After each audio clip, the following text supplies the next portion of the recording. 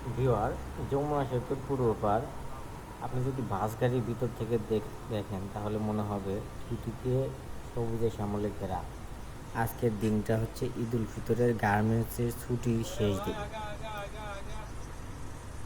এমনকি এই দিনটা হচ্ছে বসন্তকাল, গাছে গাছে কিন্তু নতুন পাতা আপনারা দেখতে পাচ্ছেন।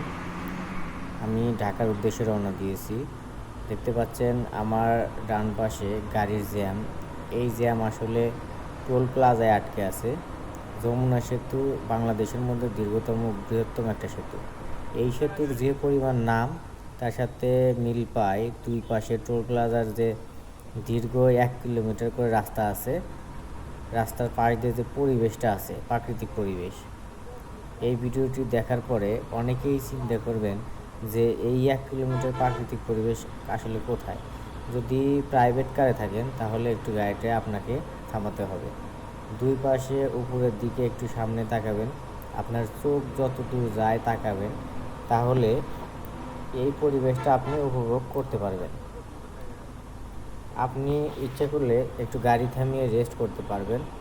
দেখতে পাচ্ছেন বাইকাররা বাইক থামিয়ে পাশের রাস্তায় গাছের নিচে রেস্ট নিচ্ছে। ওই রাস্তাটাও কিন্তু ফাঁকা। আরও সুন্দর একটা প্রাকৃতিক পরিবেশ উপভোগ করতে পারবেন। রাস্তার মাঝখানে দেখতে পাচ্ছেন ফুল গাছগুলো লাগানো আছে। এই যমুনা সেতু সহ আশেপাশের বিভিন্ন ধরনের ভিডিও আমি আপনাদেরকে দিব, যার কারণে আপনাদেরকে কি করতে হবে, ফেসবুকে যদি হয়ে থাকেন তাহলে ফলো দিতে হবে এবং ইউটিউবে হলে সাবস্ক্রাইব করে রাখবেন। তাহলে আমি যমুনা সেতুর আশেপাশে কী আছে আমি প্লেলিস্ট আকারে দিয়ে দেব, আপনারা দেখতে পারবেন। আমি চেষ্টা করব। আর আপনাদের সামনে আমি ফুল বাংলাদেশের একটা ব্লগ নিয়ে আসার চিন্তা ভাবনা আছে। সেটা স্টেপ বাই স্টেপ, এখন যেহেতু জব করি সেই ক্ষেত্রে একটু আস্তে ধীরে ভিডিও আপলোড হতে পারে। আর কোন জায়গার কী ইনফরমেশন আমি আপনাদেরকে দিব, এবং কি আপনারা আমার এই ব্লগ ভিডিও দেখার পরে যদি মনে হয় যে না এই জায়গাটায় আমি গিয়ে দেখবো, উপভোগ করতে পারবেন, আমি আপনাদেরকে ইনফরমেশন দিয়ে দেবো।